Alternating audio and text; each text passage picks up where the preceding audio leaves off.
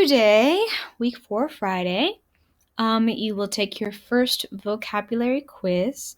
That code should be in your email inbox, assuming today is Friday for you. And if when you're taking the quiz, you accidentally misspell something, when you get your quiz score, obviously it will count it wrong if you misspelled it, but I do go in and check all of the quizzes manually. And whenever I put the scores in PowerSchool, I will give you those points. So even though Canvas may have the wrong score, I really don't keep any scores in Canvas anyways, as you've noticed. So I will make sure that that's correct when it goes into PowerSchool.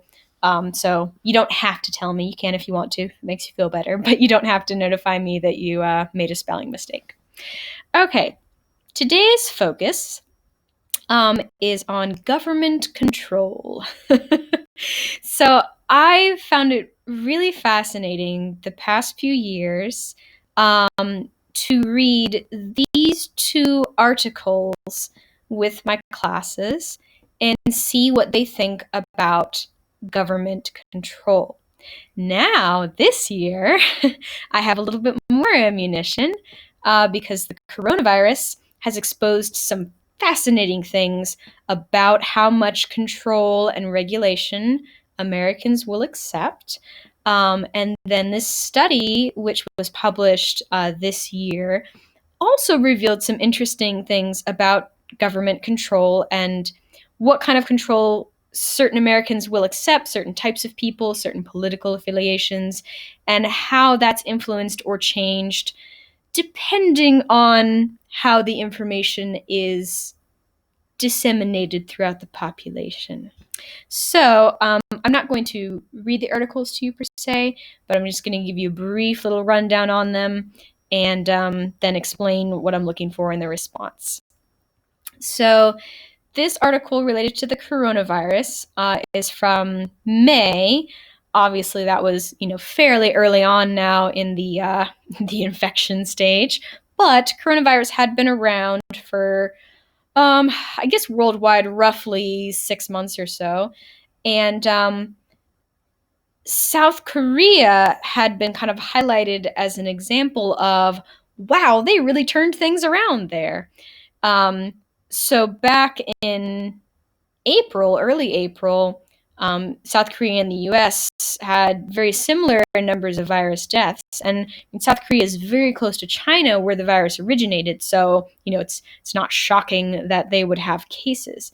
But South Korea, they tamped down. They accepted a great deal of government control and responsiveness and tracking and all sorts of things, and their cases dropped. As of May 6th, we had 70,000 cases. Now that seems like a really trivial number now that we're in, the millions. But point being that at the time, people were comparing our two countries to say, what's going on and why is the US, just totally out of control, and South Korea was able to get control of their cases. So I want you to read this, not in a way that's, critical of the United States. We definitely do have a very different culture than South Korea, and maybe some of the differences can be attributed to culture. But I do want you to kind of see the government measures that were put into place and think about, would those measures have been appropriate in America? Would Americans have responded to those measures in the same way? Is there a point where we cross the line from safety into invasiveness and unacceptable levels of regulation? So, anyways, take a look at that article talking about their policies and think about, if those policies could apply in our country or could have applied. Then the next article. This was a study from June that discovered that government health and safety regulations backfire when they are applied to people with conservative political viewpoints. So take a look at the full article and see the what's the word I'm looking for, like the safety regulations that were applied, and then also make note of the ways that they were able to kind of circumvent that. Like, how were they able to get conservative individuals to obey health and safety regulations? What was the key to making that happen? And, is this something that our government should take into consideration when they're enacting health and safety regulations? Should they change the way that they do it so that it appeals to all people? Something to think about. Okay, so that's your second piece that you're looking at. The third one, this does not technically apply to America, but I think it has an interesting perspective in light of the protests that we've had in America this year. So back in 2014, Ukraine had a series of really chaotic and violent protests, literally building like flaming catapults in the street. I mean, it was actually kind of insane. Made our protests look pretty tame by comparison. But the government actually sent out a text message to all mobile phone users in the area of the protests. Not even just like they identified specific protesters, but like if their location data showed they were in the area of the protests, they received a text message warning them that they were registered as a participant in a mass riot. And being a participant in a mass riot in the Ukraine, you can get a jail sentence of up to 15 years. So this is definitely a different level of government intervention. And just use it to kind of inform your experience. If something like this had happened in America with the protests this summer, if there were violent protests that were occurring, should the government have the power to text everyone and let them know that they're on a government watch list? Is that too invasive? Is that going over the line? Would that be violating our constitutional rights? You can decide. I also think that it is really interesting that I've taught this article about these protests because the Ukrainian protests were in the news recently.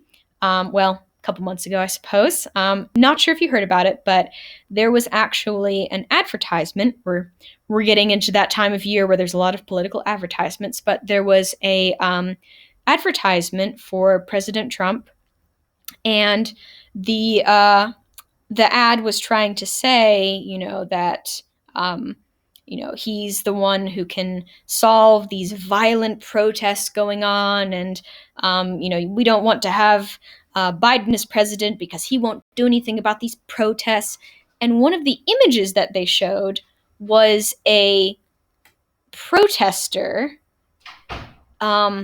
several protesters, I think, actually, beating a policeman. The policeman was on the ground, and he was being violently beaten by these protesters. Now, the reason that that's interesting is because the image that they used for that ad was from the protests in Ukraine in 2014.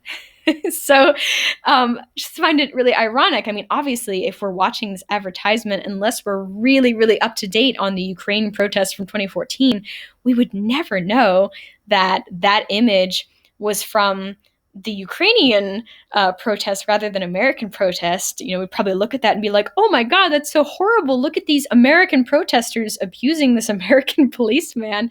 But the image was actually taken from the Ukrainian protests, which was interesting. I'm not sure if that was ignorance or misinformation, but So anyways, point being, protests can get crazy. How much leeway should our government have to deal with those protests? How far can they go before they're infringing on First Amendment rights? Decisions. And the final article that I have for you has to do with preventing terrorist attacks. So in the wake of 9/11, Americans were all about preventing terrorist attacks. The attack on 9/11 I mean, that was the first attack on American soil since Pearl Harbor. It was absolutely unprecedented.